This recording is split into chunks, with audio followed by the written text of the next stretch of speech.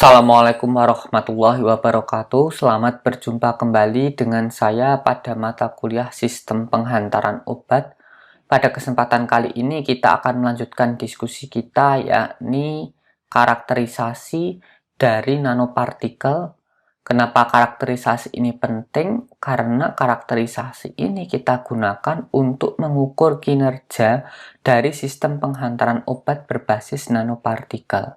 Utamanya yakni ukuran, karena nanosize, nanopartikel itu ditekankan pada ukurannya, sehingga nanti ada beberapa karakterisasi yang perlu kita lakukan untuk menjamin kinerja dari suatu nanopartikel. Ada beberapa karakterisasi. Yang pertama, ukuran dan distribusi ukuran partikel.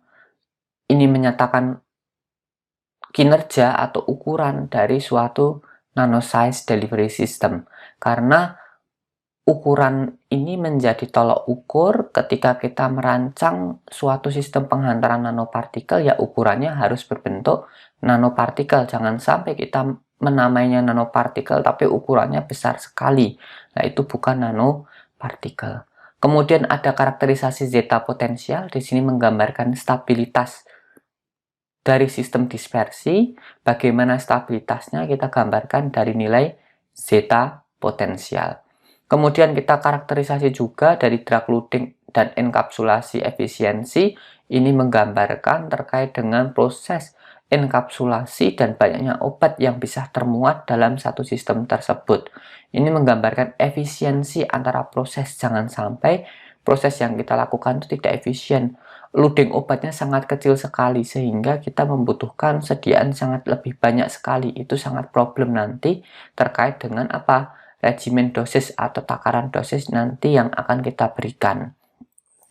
Kemudian kita ada evaluasi nanoskopik dan morfologi. Nanoskopik ini adalah penampakan secara nanosize-nya.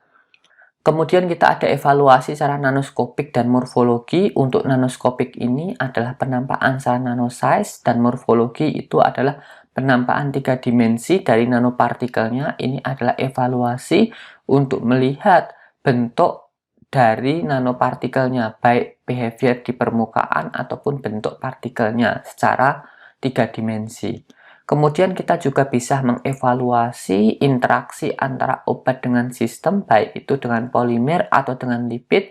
Kita bisa tarik interaksi, apakah interaksinya ini potensial atau interaksinya ini tidak potensial, nanti bisa kita evaluasi.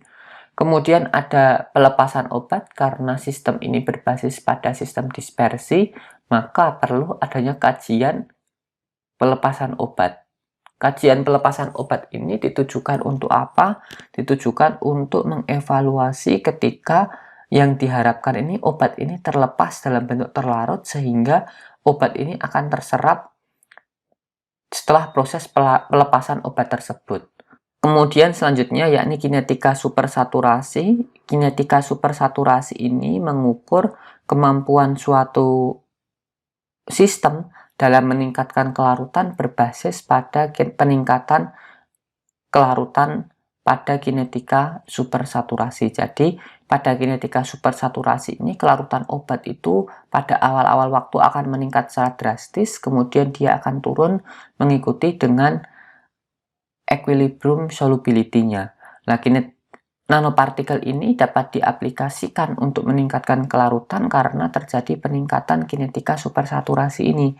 Nantinya dengan peningkatan kinetika supersaturasi ini, obat itu juga diserap akan semakin tinggi karena kelarutannya juga akan meningkat pada peristiwa supersaturasi ini.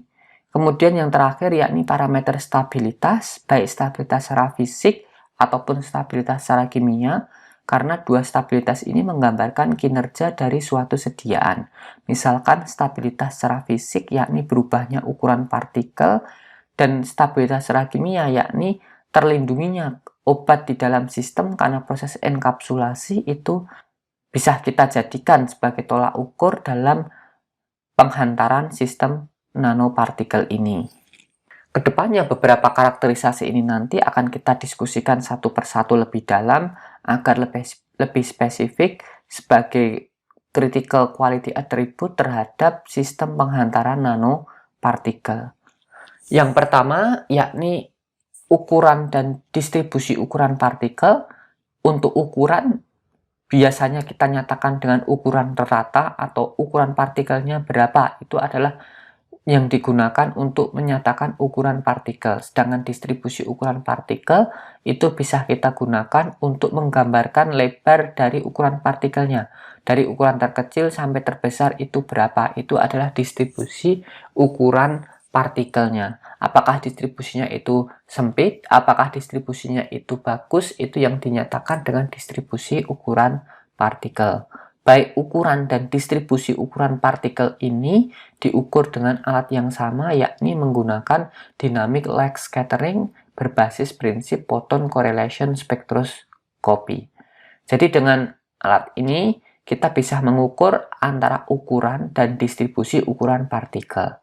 Jadi nanti output yang terlihat adalah gambaran berupa distribusi ukuran partikel. Jadi kita peroleh jumlah partikel itu ada pada sumbu Z itu bisa volume, bisa intensitas, bisa number.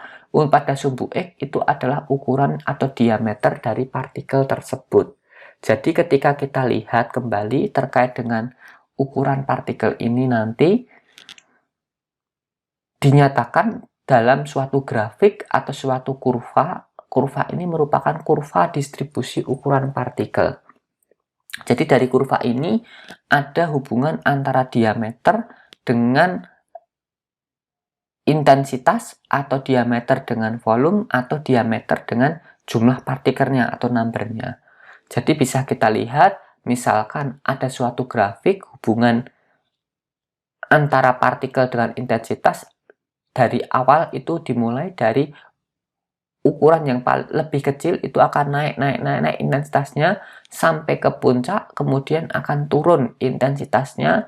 Itu adalah rentang pada partikelnya. Jadi bisa kita lihat pada ukuran partikel ini, misalkan saya punya ukuran 100 nanometer, ini pada sistem unimodal atau monodispatch system, saya memiliki 100 nanometer, itu nanti ada distribusi ukuran partikel di antara 100 nanometer. Kemudian ukuran partikel ini dari sekitar 95 nanometer itu akan naik, kemudian sampai puncak pada 100 nanometeran, kemudian dia akan turun. Nah, distribusi ini merupakan distribusi gambaran jika saya memiliki partikel dengan ukuran 100 nanometer.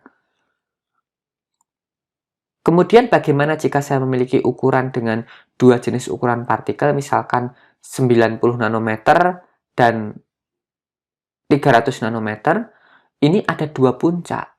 Kalau kita lihat, ini dengan intensitas yang sama, ini ada dua puncak dengan tinggi intensitas sama, yakni yang 90 nanometer dan 300 nanometer. Jadi ini adalah dua partikel, jadi partikel itu 90 nanometer, saya campur dengan partikel 300 nanometer, kemudian saya evaluasi dengan dynamic lag scattering ini. Dengan dynamic lag scattering ini nanti akan terdapat dua puncak yang 90 nano dan puncak yang 300 nano. Ini memiliki intensitas yang sama. Oke, kalau kita lihat intensitasnya ini, kita ganti sumbu Z-nya dengan volume, maka terjadi penurunan volume yang sangat signifikan sekali. Jadi intensitas ini nanti akan berbeda dengan volume. Kenapa? Karena intensitas itu menyatakan terusan dari respon atau intensitas berapa yang akan diukur pada respon partikel tersebut. Jadi misalkan kita tarik hubungan antara volume dan intensitas, itu volume itu ternyata akar pangkat 3 dari intensitas. Itu kita peroleh dengan persamaan Rayleigh, kita masukkan, kemudian kita substitusikan, diperoleh hubungan antara intensitas dan volume itu. Kalau volume ke intensitas, itu jadi pangkat 3 dari volumenya itu adalah hubungan antara intensitas dan volume. Kalau dari intensitas ke volume itu akar pangkat 3 hubungannya, sedangkan kalau volume ke intensitas itu pangkat 3 hubungannya antara dua hal tersebut. Oleh karena itu ketika kita lihat grafik distribusi intensitas dengan distribusi volume itu menurun hampir 1000 kali lipatnya. Itu adalah hubungan dari volume dan intensitas. Bagaimana jika kita ubah dengan ukuran partikel? Yakni akan turun antara volume dan jumlah ukuran partikel ini akan turun berkaitan dengan apa? Volume terutama volume partikel dengan berbentuk bulat itu PR pangkat 3. Jadi yang kita tarik hubungan di sini adalah akar pangkat 3-nya antara volume ke number. Bisa kita lihat bahwa kalau kita lihat dari distribusi number, itu ternyata partikel dengan ukuran 300 nanometer itu jumlahnya sangat sedikit sekali. Bahkan kecil sekali jumlahnya dibandingkan dengan partikel yang berukuran 90 nanometer. Jika kita lihat pada distribusi intensitas, ini memiliki tinggi yang sama, tinggi intensitas yang sama, akan tapi kalau kita lihat dari segi number, ini jumlahnya ini sangat kecil sekali, terutama untuk partikel yang besar. Dari sini bisa kita pahami bahwa konsep distribusi ini akan mempengaruhi bagaimana cara kita menyajikan data ukuran dan distribusi ukuran partikel. Akan tapi pada dynamic lag scattering umumnya kita menyatakan dinamik diameternya itu menggunakan distribusi intensitas atau nilai Z average. Jadi dengan nilai Z average ini kita nyatakan ukuran dari partikel tersebut, kemudian dari polydispersity index itu kita menyatakan distribusi ukuran partikel tersebut. Apakah dia distribusinya sempit, distribusinya melebar, apakah distribusinya dia tidak terlalu bagus atau kurang bagus, itu berdasarkan nilai polydispersity index. Kemudian untuk distribusi volume dan number, nanti kita bisa ukur jumlah partikel pada sistem partikel kumulatif. Jadi nanti kita buat sistem distribusi kumulatif, nanti partikel 50% berapa, partikel 10% berapa, begitu juga untuk partikel 90% berapa. Untuk ukuran partikel dinyatakan dengan D50, kemudian distribusi partikel itu kita nyatakan dengan nilai span. Nilai span itu D90 dikurangi D10 dibagi D50, itu ketemu nilai span. Oleh karena itu, distribusi ukuran partikel ini sangat penting sekali dalam kita menggambarkan ukuran dari partikel kita sebagai justifikasi bahwa ini sistem penghantarannya adalah nanopartikel. Itu terkait dengan karakteristik pertama, yakni ukuran dan distribusi ukuran partikel. Implikasinya kemana? Implikasinya ke ukuran ini adalah ke delivery-nya. Sedangkan distribusi dari ukuran partikel ini implikasinya kepada variasi kinerjanya. Jangan sampai ukuran kita ini kecil tapi variasinya lebar sekali. Itu nanti kinerjanya juga akan bervariasi. Jadi harus kita pahami terlebih dahulu konsep dari ukuran dan distribusi ukuran partikel ini ketika kita akan mengevaluasi suatu sediaan berbasis nanopartikel. Karakterisasi selanjutnya yakni adalah zeta potensial. Zeta potensial ini menggambarkan stabilitas dari sistem dispersi. Kenapa? Dengan zeta potensial ini kita bisa tahu bahwa ini gaya tolak-menolak atau gaya tarik-menarik yang lebih dominan. Dengan prinsip persamaan DVLO, bisa kita lihat bahwa partikel yang sejenis, artinya muatannya tinggi, itu akan terjadi tendensi repulsion force yang tinggi. Sedangkan untuk partikel dengan zeta potensial yang relatif rendah, itu memiliki attraction force yang tinggi. Jadi bisa kita lihat bahwa gaya tarik-menarik dan gaya tolak-menolak antar partikel itu tergantung dari zeta potensial. Zeta potensial ini merupakan electrokinetic potensial, yakni selisih antara electrical double layer dengan electroneutral region, itu adalah kita sebut dengan zeta potensial. Jadi zeta potensial ini mengatur apa? Gaya tolak-menolak, sedangkan gaya tarik-menarik itu umumnya diatur oleh gaya van der Waals. Nah, dua gaya ini saling berkontribusi terhadap stabilitas dari sistem nanopartikel. Kalau misalkan zeta potensialnya tinggi, artinya tinggi itu lebih kecil dibandingkan minus 30 dan lebih besar daripada plus 30, itu zeta potensial yang tinggi. Sedangkan zeta potensial yang rendah itu antara minus 30 sampai plus 30. Semakin mendekati nilai 0, maka zeta potensial ini akan memiliki attraction force yang lebih tinggi. Jadi tanda minus dan tanda positif itu adalah tanda muatannya saja. Tidak berarti atau berimplikasi pada ukuran tidak, tapi itu adalah tanda muatan. Kalau negatif berarti kontribusi muatannya negatif, kalau positif berarti kontribusi muatannya adalah positif. Semakin kecil ukurannya, yakni semakin mendekati 0, maka dia gaya tarik-menariknya akan tinggi. Kalau gaya tarik-menariknya tinggi, stabilitasnya itu juga akan rendah, karena dia akan membentuk flokulasi, dan dia mudah teragregasi. Kemudian kalau gravation force-nya itu tinggi, itu nanti gaya tolak menolaknya tinggi, itu akan meningkatkan stabilitas dari sistem dispersi. Karena sistem dispersi ini nanti juga dipengaruhi oleh Brownian movement, jadi dengan gerak Brown ini nanti juga bisa mempengaruhi stabilitas dari sistem dispersi. Karena sistem dispersi ini stabilitasnya ditentukan oleh gaya gravitasi, karena ukurannya sangat kecil berupa nanosize, apalagi ada gerak Brownian, nanti dia akan relatif sangat stabil sekali. Apalagi kita tambah dengan karakterisasi zeta potensial ini. Jadi bisa kita maknai bahwa partikel ini stabil secara fisik, nanti bisa kita lihat dari nilai zeta potensialnya. Kemudian karakterisasi selanjutnya yakni kita karakterisasi dari drug loading dan encapsulation efficiency. Jadi implikasinya ketika ada suatu obat, ada suatu polimer kita campur jadi satu, maka kedua sistem ini akan membentuk sistem enkapsulasi. Baik dari bentuk nanosphere atau nanokapsul, dua-duanya akan membentuk sistem enkapsulasi. Artinya apa? Yang nanosphere itu obat terdispersi homogen ke dalam suatu partikel nano, kemudian yang nanokapsul obat itu terlokalisasi di tengah saja, kemudian disalut oleh suatu polimer. Intinya, ketika kita nyatakan dalam drug loading, itu artinya obat yang mampu terloadingkan dalam suatu sistem itu. Jadi pada kasus ini, pada enkapsulasi ini ada dua parameter penting, yakni drug loading dan encapsulation efficiency. Pada drug loading ini biasanya itu untuk menyatakan muatan obat berapa yang bisa kita bawa dalam sistem nanopartikel ini.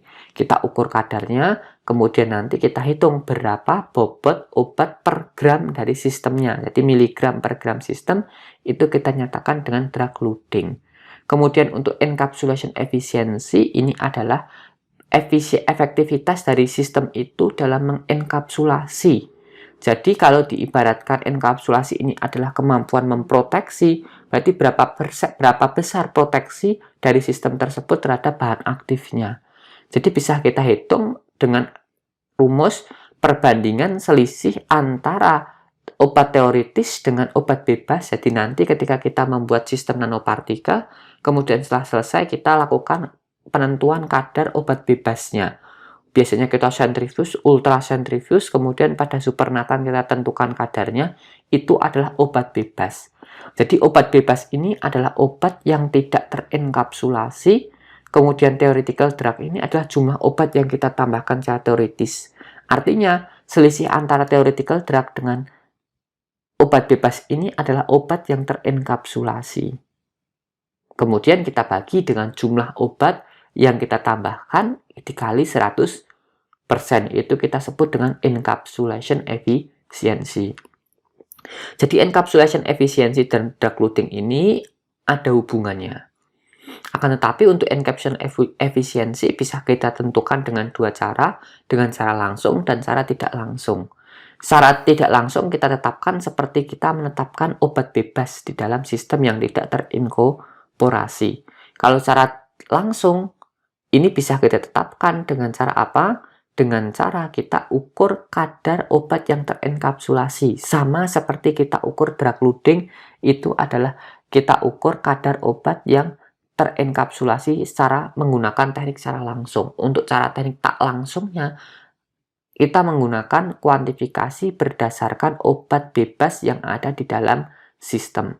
Oleh karena itu, kita harus pahami terlebih dahulu, baik dari konsep drug loading ataupun dari konsep encapsulation efficiency. Karena dua parameter ini memberikan gambaran yang berbeda.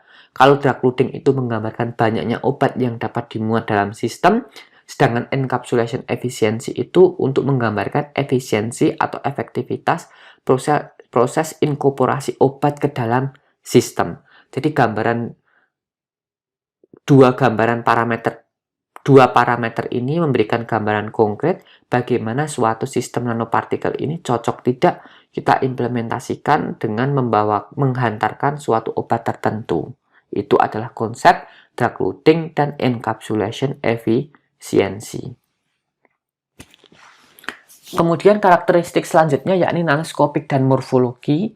Untuk nanoskopik dan morfologi ini biasanya kita karakterisasi dengan mikroskopi, tapi mikroskopinya kita gunakan resolusi tinggi.